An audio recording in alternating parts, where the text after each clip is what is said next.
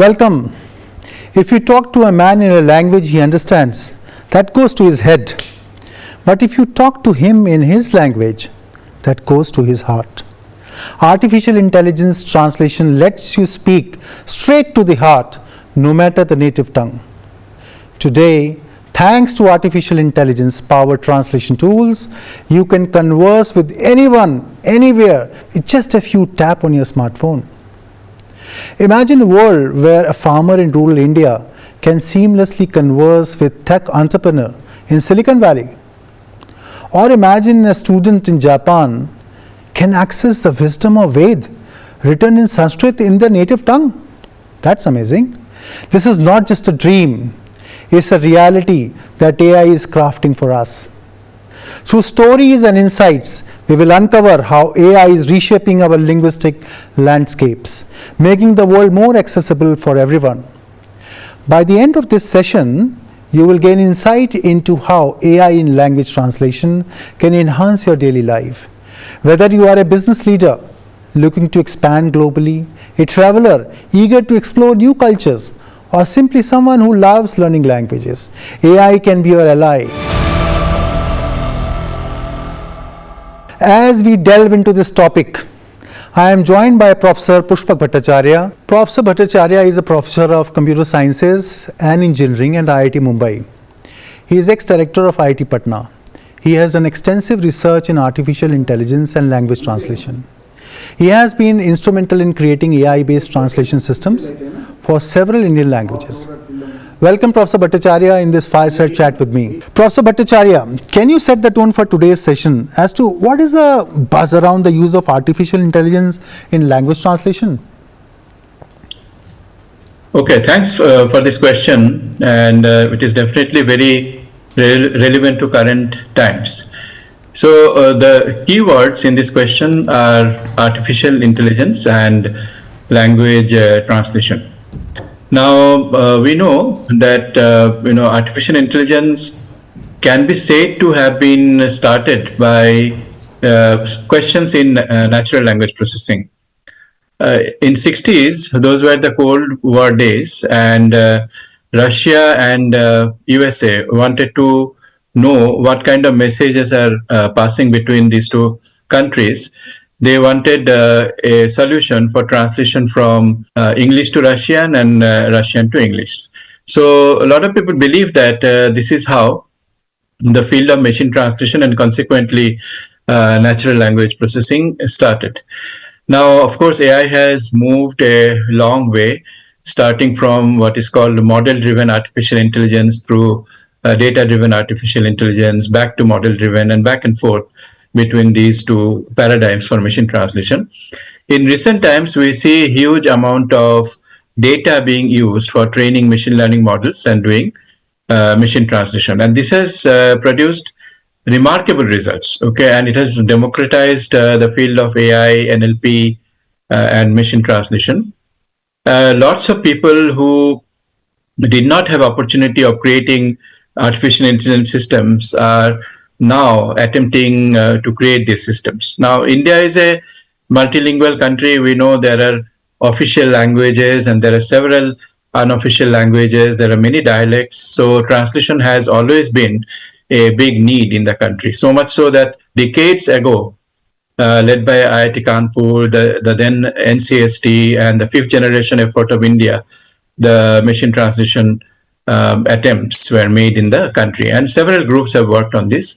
Now, in today's world, machine translation has become important because of the globalization attempt and the need for countries to talk to each other. There are several applications which require multilingual interfaces.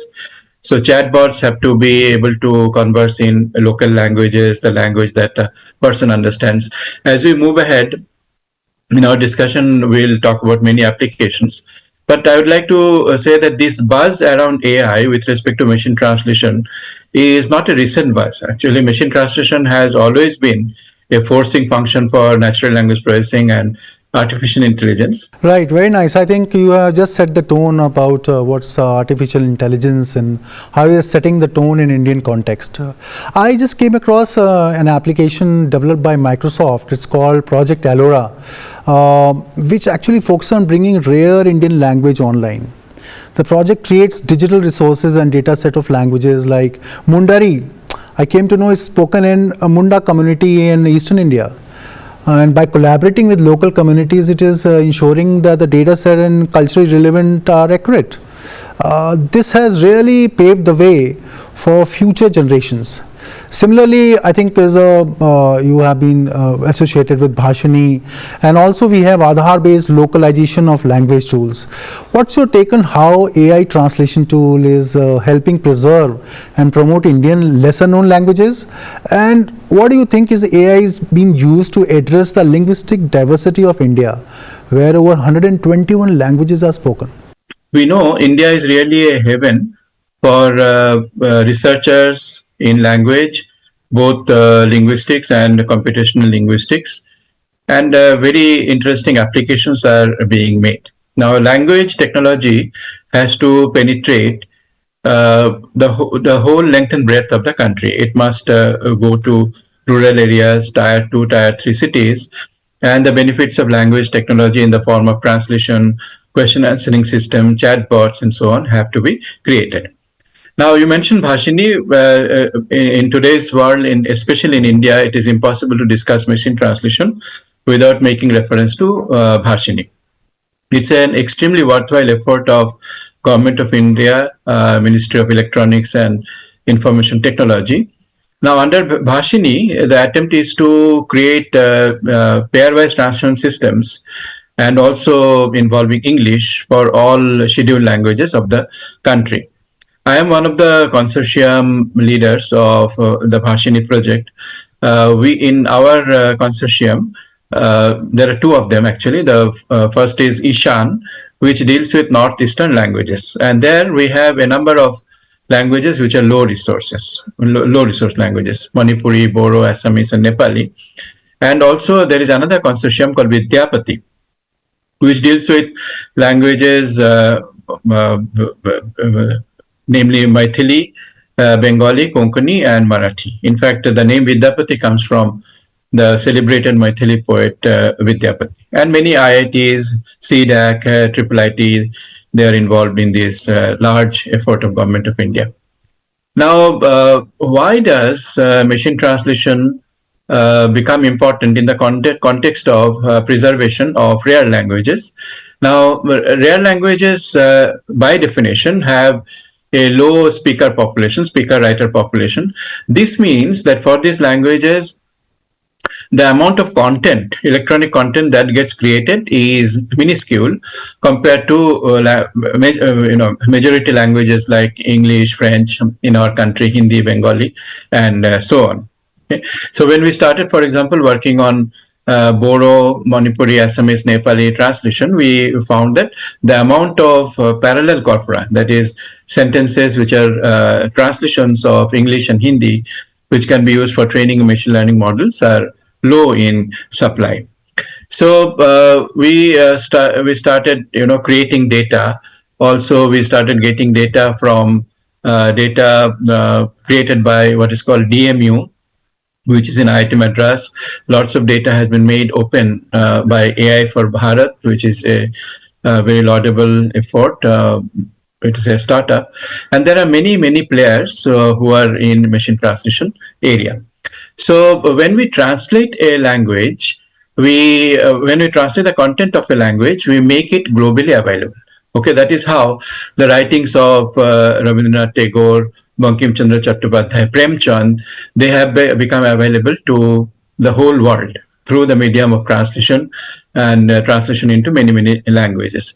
And coming to the question of linguistic diversity of India, all these languages display extremely diverse and varied language phenomena. For example, we know that in Indian languages, verbs go to the end of the sentence. In English, the verb stays in the middle.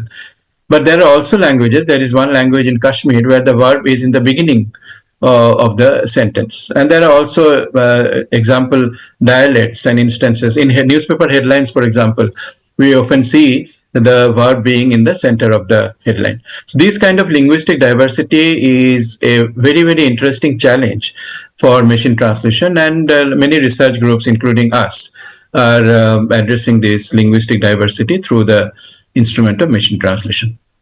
Right, fantastic.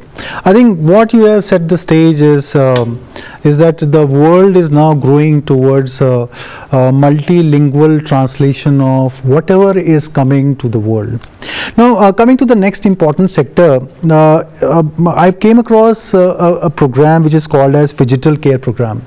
Now, Phygital Care Program is setting up digital health kiosk in rural areas using AI to deliver insights and improve clinical diagnosis. Do you think AI translation technology can support India's healthcare sector, particularly in rural area where language barriers may exist between patient and the doctors? Very, very important area and very important question that you have raised. Now, patients do have a problem with language barrier, and the doctors and patients have to understand each other. So let me take two sectors of healthcare. So, by the way, I must mention that there is this Center of Excellence in Health Care in AIIMS, Delhi, and I believe they are very, very interested in crossing this language barrier between the patient and the doctor. I heard of efforts towards creating digital twins of patients and doctors, whereby the twins can converse in the respective languages of the patient and doctor, and that thereby reduce the language barrier. In IIT Bombay also, we have been working on mental health monitoring through the technology of natural language processing, also generating reports automatically from X-rays, CT scans, and all kinds of radiology reports. So these reports have two important problems to address. One is that the reports, first of all, should be understandable at different levels. They should be understandable to doctors who would want a very precise, technically well-written description of the patient. And the other end of the spectrum is that the patient should understand his or her condition in very simple terms. So there are two barriers there. One is the terminology or technical terminology barrier. The other barrier is the language barrier. So these reports need to be available. Their summary should be available in the language of the patient and at the right level of technicalities.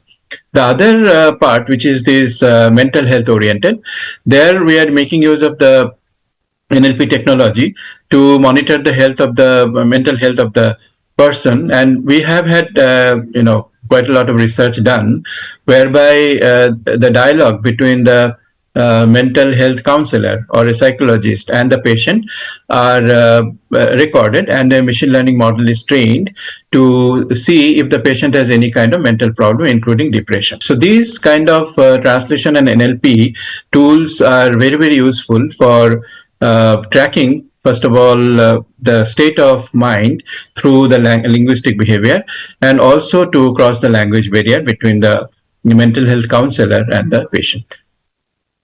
I think you have really touched upon the base of medical sciences and how artificial intelligence can really leapfrog by using these set of technologies. Now let's come to a very important area. I would like to narrate you one incident. Recently I traveled to Thailand, where language was a barrier for us. So when we asked a taxi driver about how much distance was left, he would respond by saying 40 kilos. However, once introduced to the Google translation tool, he became our favorite and we hired him for the whole trip. Later, armed with an AI translation app, we found ourselves effortlessly ordering Thai curry, conversing with locals, and even sharing jokes. Now, do you think AI translation tools can support Indian tourism industry by breaking down language barriers for international visitors? So there I have many personal anecdotes to relate. I'll just talk about two.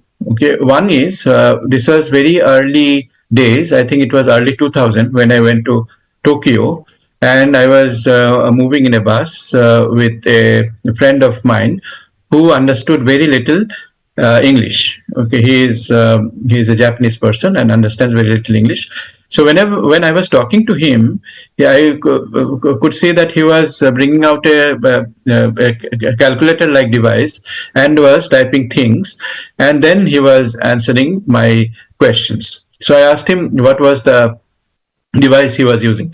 He said that he was using an electronic dictionary. So he was catching the keywords of my questions and then seeing the Japanese equivalent and was trying to make approximate answers to this question. Many times he was, of course, going wrong because the words are typically ambiguous. They have multiple translations, and the sentence structure is also for translation.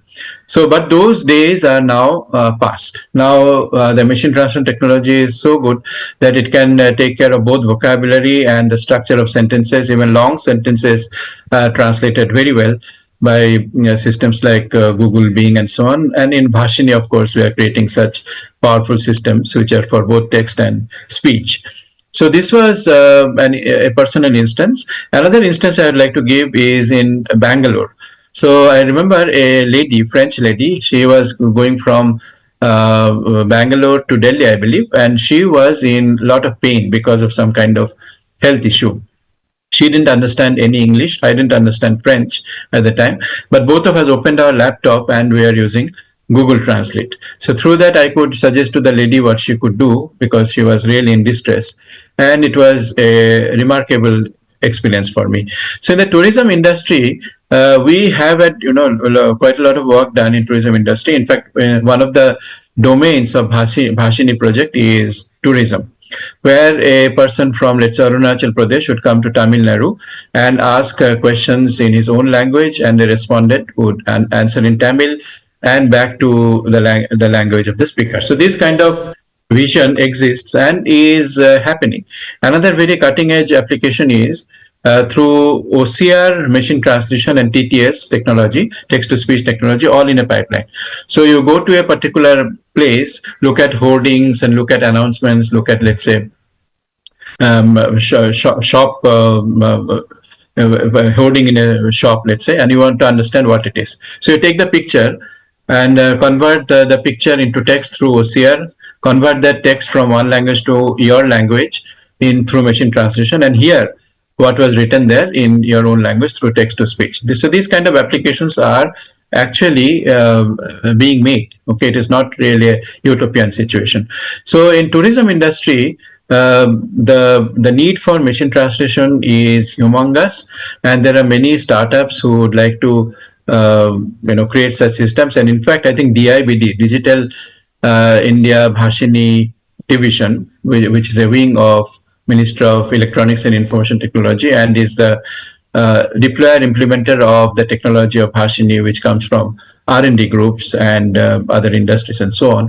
So they are very much in line for use of machine translation technology in tourism industry.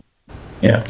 Very nice. I think the future for India holds very bright by use of these translation technologies.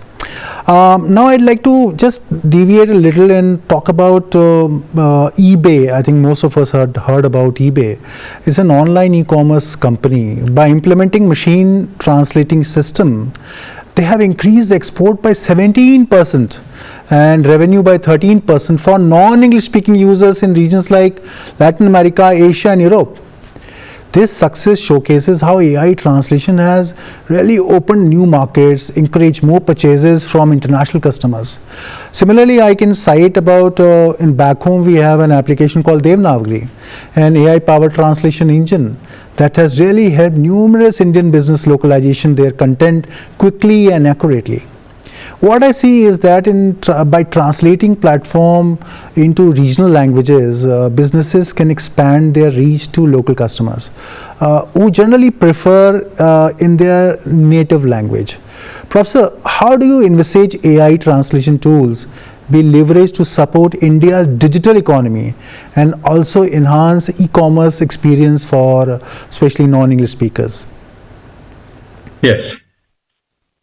So again, I would like to talk about our direct experiences. Now, if you do a bit of Googling and look at newspaper reports, internet reports, and so on, we see that by 2030, India's machine translation industry will be worth about $1,000 billion. So that is the kind of figure. Sorry, $1 billion industry. So not thousand, $1 billion industry. So this is an extremely huge figure and a significant percentage of the GDP of a country like ours. Now we have been working with Flipkart for doing summarization of opinions expressed by customers on the e-commerce platform. Before that, we worked with LG Electronics for for supporting or creating a chatbot which will help with the device manuals, okay, for their engineers. And before that, we worked with Honeywell in similar kind of application, which required information extraction from various sources, and there is always a multilingual angle to this. We ourselves have talked to many industries, including the banking sector, who are interested in creating their chatbots which will talk to the users in their local language. So the fact that you said very nicely that when we speak in English, it reaches the head, and when we speak in local language, it reaches the heart, which is absolutely true, and this has huge amount of business implication. Now, when we talk to the conversational AI stakeholders, people who want to make use of chatbot, two factors come to us very strongly. One is that the chatbot must have empathy. Okay, it should relate with the customer at the correct emotional level. To give you an example, if the customer is frustrated with the service and uses sarcasm, okay, oh, excellent service, I'll recommend this to everybody, but the customer says this in a sarcastic tone, meaning thereby that he means exactly the opposite of what he's saying. So the chatbot should be able to catch that sarcasm. Another favorite example of mine is, suppose I tell the chatbot, thank you for sending me to Hyderabad and my luggage to Bangalore. This is also a sarcastic statement, and surely it is not a welcome situation for the passenger. Now, these kind of sarcasm, nuances, etc., should be caught by the chatbot. This is one very important need for the chatbot industry, which is really huge. The other important requirement which comes to us again and again is the multilinguality. The chatbot should be able to understand local language and converse in local language. And it has been shown, there are documents which show that if the chatbot is empathetic, okay, resonates with the emotional level of the customer, and also responds in local languages, the business can grow by 20 times. Those kind of 10 times, 20 times, those kind of figures are told to us by various organizations. Okay, so nicely you gave a nice anecdotes about various application of translation technology. I would like to touch base upon one important sector, that's accessibility. Basically, how the digital content can be improved for a person with disability in India. Yeah. So, assistive technology has always been very important. In IIT Kharagpur, Professor Anupam Basu was working on this quite intensely, and he is still addressing those problems. So assistive technology, and I have seen the use of assistive technology in Japan, for example, where lots of old people are making use of robots, okay, for their day-to-day operation. And this assistive technology is coming to great help for people with different abilities, let's say. And we know of recent incidents where Elon Musk talked about the Neuralink chip, which is embedded in the brain to enable a person with different abilities to be able to interact with the computer, operate a computer, and get his job done. So those kind of incidents are really very illuminating and very encouraging for our life and civilization. Now, since I am a researcher in natural language processing and machine learning, language is definitely a very important medium of communication, and of course, gestures are there for expressing the needs of an individual. But language, I think, is much more predominant. Now, people with disabilities of speech. Now, there are two kinds of disabilities. So they relate to two areas of the brain. There is one area of brain called Broca's area, and the other is called Wernicke's area. Broca's area deals with syntax, and Wernicke's area deals with semantics or meaning. Damage to Wernicke's area will leave the sentences fluent, but will have very strange meanings of the sentences. For example, one can construct a sentence: the elephant is drinking coffee, and which is semantically not very viable, but syntactically fine. And if there is damage in the Broca's area, okay, I'm talking about the people with disabilities, then the patient construct sentences which have meaning, but the structure is completely gone. Okay, so I want to drink tea, so drink, I want tea, all kinds of jumbling of words can happen. So here we can have translators which take this kind of speech and this kind of articulation of patients and then convert it into normal text, or flag that this sentence is strange, this needs to be improved, and so on. So this here NLP technology can definitely help. Right, it was amazing. I think you covered almost all the sectors and you gave it a lot of anecdote. Last bit of question which I would like to touch base upon: what is the ethical implication of using the AI in the language translation? Today's era of language technology, machine learning, can be called the era of large language models and generative AI. All the groups who are in machine learning, NLP, language technology, computer vision, speech, and so on, all of them are making use of large language models. Now, large language models actually fundamentally are very simple machines. They take, first of all, humongous amount of text, huge amount of language data, and train a machine to complete sentences. Okay, so I say the capital of India is, and then tell the machine that learn to produce Delhi after this. Okay, so this way sentence completion data is given and is in extremely unimaginably large number. So those sentences are given as training data, as a kind of fodder for the machine learning system, and thereby the weights of deep neural networks, which are the building blocks of large language models, they are trained.